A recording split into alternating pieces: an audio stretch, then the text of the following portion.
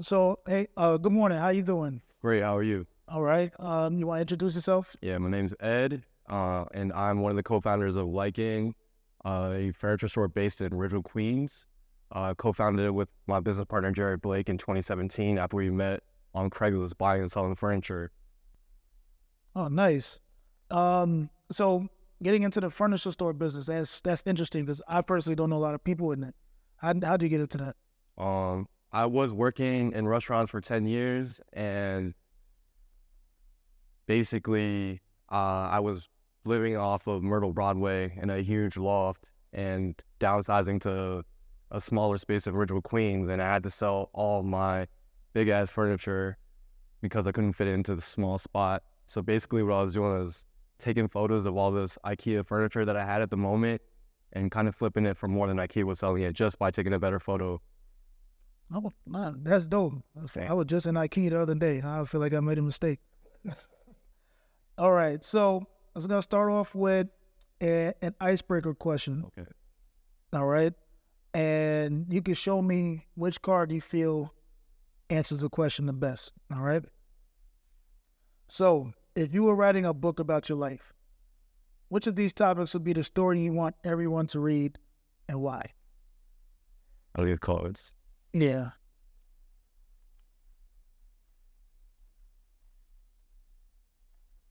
Failure. Failure. Okay, interested. Why'd you pick failure? Failure.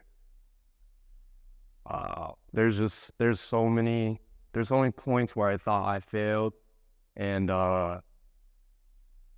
just didn't have the energy to pick myself back up. From running track in college and tearing my Achilles to um going to med school and not getting through that. I really feel like I failed my mom and my parents in that way because they definitely wanted me to be a doctor. Um, but I was kind of making more money in the restaurant anyway, so um, I just chose that route. Um, just there's been there's been so many multiple points of failure. Like I was engaged. I'm married now, but I was engaged before, and my fiance had passed away from brain cancer, so I feel like I failed her in that way too. So it's hard to pick myself back up in that way. Um, Okay. all successes are sweeter because of the failure. So that was a little heavy. So we'll Yeah. get back into that later. But I'm gonna start off with something a little light that you pointed out. You said you started off, you went to college and you tore your Achilles tendon Yeah. playing a sport, right? Um, well, one, where'd you go to college? With the cat. You went to Cal? Yeah. Okay, so you're originally from New York. Correct. So you were all the way on the other side of the country by yourself and you tore your Achilles tendon. Rehabbing. So not only were you out of the sport, but now it's hard to care for yourself, right? Yes. Yeah. I didn't make too many friends either out there out in Cali. So I was tough mentally, and I felt like I had needed to move back like really soon. So transferred out, went to Hunter, and got my degree in medical lab sciences while staying at my mom's crib in Jersey and just commuting between Jersey and Hunter College. Okay. So that's actually, so early on in your life, because we were what, 18, 19, Yep. 20. So that's a big failure early on in life. Yeah. So do you think that prepared you, like dealing with that adversity prepared you for other failures that came along later? Yeah. I mean, it taught me how to pivot. Sorry. It taught me how to pivot most importantly. Um, when I tore my Achilles, I really track was kind of everything to me at that point, and so to pivot and figure out what I wanted to do with my life after that, didn't come easy, and I kind of put myself into work and into school at that time, and just tried to drown out all of you know, the failures up to that point.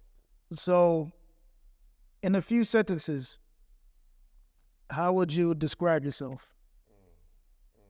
Consistent, hardworking, dependable, family oriented. I don't have a family yet, but you know, I've spent the last 3 or 4 years building my family at work, and just trying to take care of everybody. Okay. And do you think that other people see you as that as well? I would say so, yeah. All right. And you said when you take care of everybody, you mean like I know you say you don't have a family of your own, but your friends, and they would describe you as that as well? Oh, definitely. I would steal for them if I had to. I have done it. You know, pick them up, jumpstart a car. Like, I was out there for like 4 hours just trying to jumpstart someone's car just because he was stuck. Bailed out homies, sold weed for people to get bail money type of shit. Kind of did it all. I'm dependable. Dependable. Yeah. That's a very, that's a key word right there. Yeah. Dependable. So you said that you're dependable. Are there any other strengths that you feel like you and your friends would describe you as? Calm and collected, no matter what the situation is. I never really, at least I don't show my stresses. But I stay cool under whatever pressure is coming my way. You won't see it in my face. You won't see it in my day-to-day. All right. And to jump back into what you had mentioned earlier with the failure, do you feel like staying calm and collected helps you with failure? It does. It does. It puts things into perspective for me. I'm able to step back and see what mistakes I made in the past and how I can implement these, like, how do I say it? Implement these, like, solutions into not making that same mistake. You mentioned that you did a lot of things earlier, like to get by and to help people out. So what would you say are some of the skills that you've, acquired through your life that you feel are helping you out today? Skills. Just having a poker face for sure. Being resilient through the problems and through the successes. Like, I never get bent up on, an article or a bag even. Like, just staying calm and figuring out how to maneuver. So in your business now, is equality something that you really stress, like Definitely. with your workers and everything? Yeah, I all my workers get paid the same or just as much as me and my co-founder do. It's not easy. It's 12 people, so trying to figure out a way for 12 people to eat on a daily basis is not easy. Mm-hmm. As much as we want to highlight ourselves in our business, we make sure our designers and people that work with us shine at all times. So you're going to see them visually within our business at various points throughout the time, just to make it known that, we really care about who we work with. Okay. And now I have another question, right? As a minority male, right? Do you feel that equality is always given to you? Definitely not. I get people coming to the store all the time asking if I just work there. Same goes for our business partner who's Black. And like, we'll go pick up furniture. We'll go to these like big meetings with like big companies, and the first question is always like, "Oh, do you guys just work there? Do you guys just work there?" And that put a lot of mental stress on us in the beginning, but now we're here, just to show people that we can do it. You say that you sometimes feel like you have to take on things on your own. You don't like delegating, or even just now you said if I don't do it, something might go wrong, right? Yeah. Where do you think that stems from?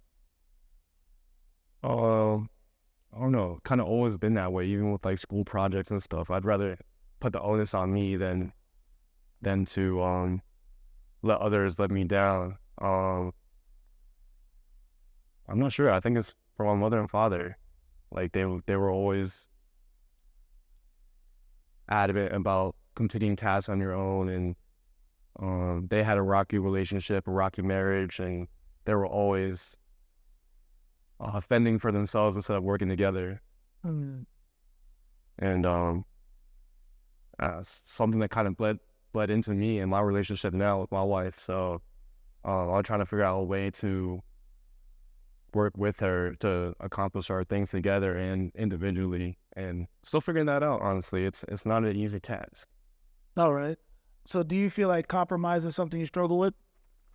Definitely. But I'm learning to let go of my ego and what I want everybody to achieve. Like, everyone's gotta be their own individual. I just, I always want to see everybody succeed, and sometimes I put my 2 cents in a little too much. Mm.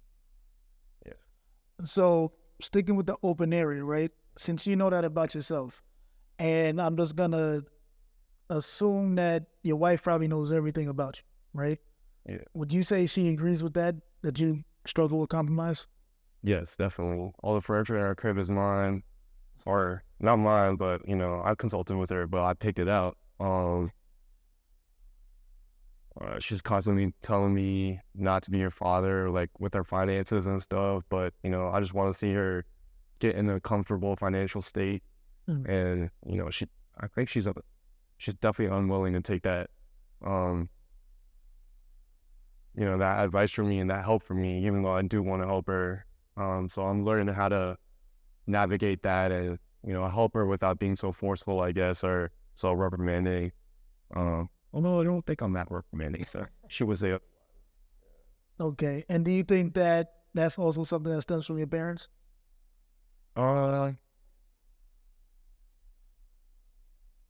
yeah, All right. So, question I'm going to ask is a little deep. All right. So you said that your parents had a rocky marriage, and you saw that they were kind of just like two individuals, not really coexisting, but trying to do their own thing. Yes. Do you feel yourself sometimes doing that in your own marriage? I mean, definitely our careers are they're totally different. She's a photographer. I do this furniture thing. There are points where she's mentioned that she feels like she's always in my shadow because the shop is doing well and her career hasn't taken off yet. And so there is that.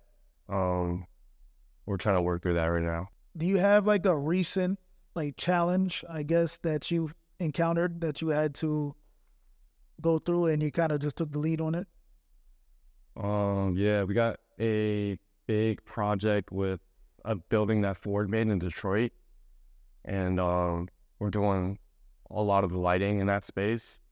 So, this has been a year in the making. There was a lot of back and forth about the design of the lighting that we were working on, and we got the designer to design it, and there's just too many third parties involved, so I had to just get in there and figure out what they needed and make sure that we got ourselves into that building, because it was important. It was probably our first public facing thing, and that's kind of huge.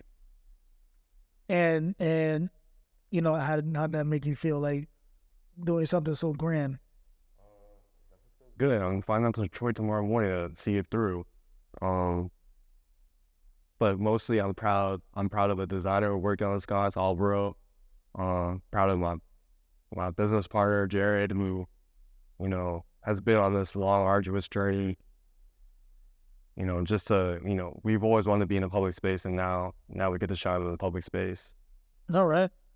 And to cap it off, right? Because the card you went with was failure, right? You're doing something so grand with your business, but you mentioned earlier that you dropped out of med school. Do you feel now that failure is no longer something you think about, or do you feel like you're so successful now that failure doesn't even matter?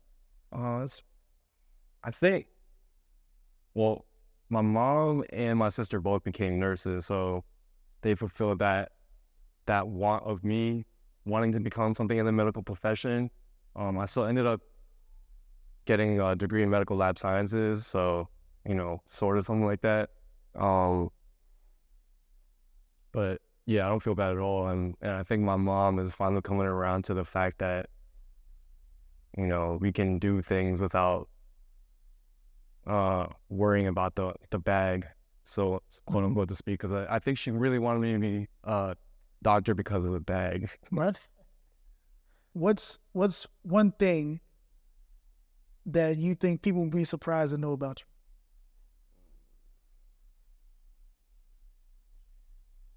At points in my parents' relationship where it was rocky, I spent probably like 5 months in the half house because of domestic abuse by my father. So got to be with like a lot of families that were in the same situation, and it really happens amongst every race, it's a big thing. So yeah, I spent 5 months in the half house and learned a lot about myself and about families, and how no family is perfect. And that bled into a lot of my relationships, honestly. Like, a lot of my girlfriends that I got along with that, went well, like, their families are also somewhat separated. So it's kind of a weird thing. Okay. How old were you when you were going through that? I was probably in 6th, 7th grade, between 6th and 7th grade, yeah, in Florida. I'm actually born and raised in Florida, but I've been in New York since high school. Okay. Yeah. All right. So you were in middle school when that happened. Yeah. That's a young age. Yeah. Right. Do you feel that some of the things that you saw in the halfway house, like, affected your outlook on relationships? Yeah. Oh, I always wanted to. From that point on, like, I definitely wanted to have a family that was complete and whole and loving, and all these things that were not my family. Mm-hmm. And I definitely project that onto my wife now, for sure, and people around me. So I just want everyone to be happy. All right. So okay. So I know you mentioned earlier how you're pretty much a ride or die for your friends. You've done everything from legal to illegal to help out your friends. And now you're mentioning that the halfway house might have played into that, right? Do you feel that that type of experience made you gain a more understanding of how relationships work as opposed to other people? I don't know. I don't think so, honestly. Like, my family's so broken, and I've had relationships similar to that. And, as much as I try to learn from those relationships, it's like still something ingrained. And I don't know. I don't think so. I don't think I've learned from it yet. No. Yeah. All right.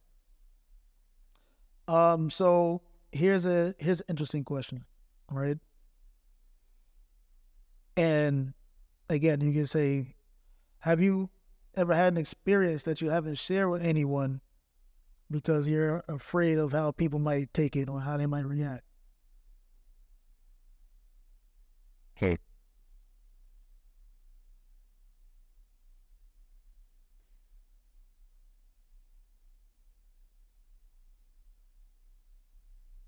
Not really. I mean, when I first moved back to New York after Cal, like, I was so broke. My parents didn't have really any money to give me, and I wasn't working at that restaurant at that time. I definitely hit a lick at the grocery store a few times for myself, just because I couldn't afford. But it started getting bad when I was stealing the nicer stuff.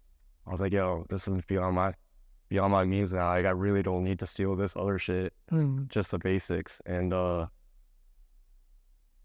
yeah, not part of that movement for sure. Definitely made it a point to go pay that grocery store back over some time. So the owner was kind of, happy that I came back and did that. Oh, that's dope that you did that.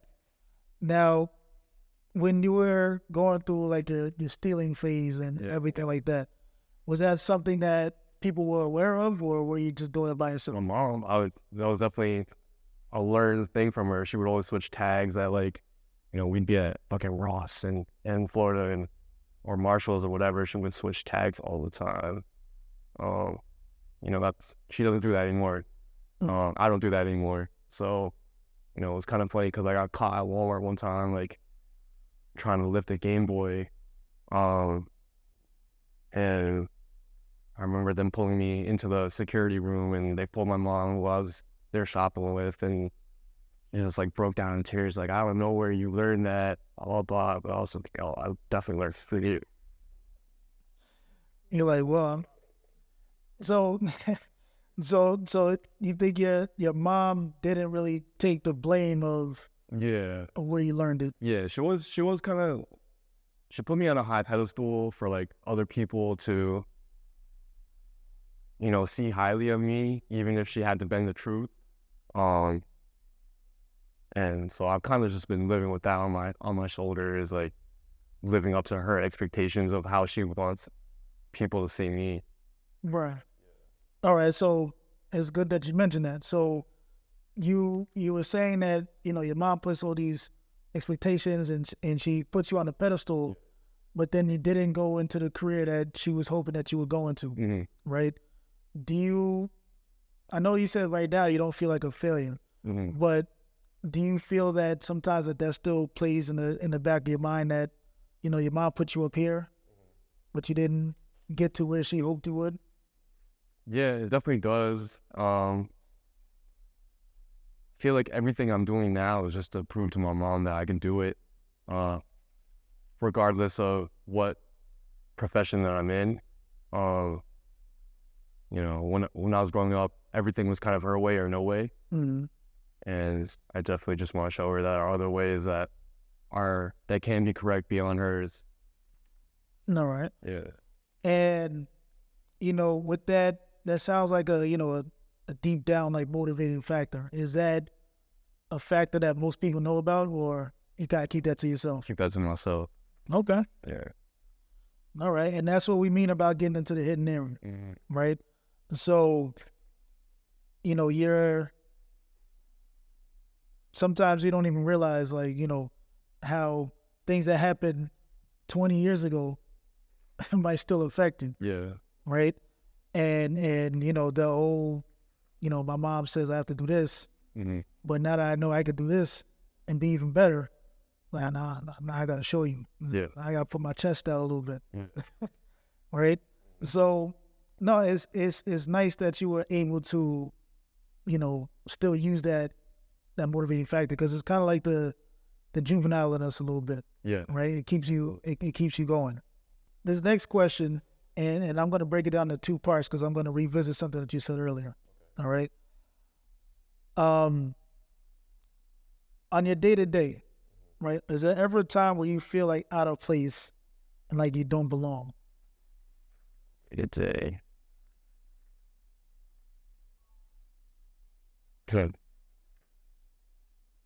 Yeah, it's mostly when I'm dealing with these larger companies and, trying to figure out how to take the steps in the next business. I mean, and then in the plan and the overall scheme of being successful.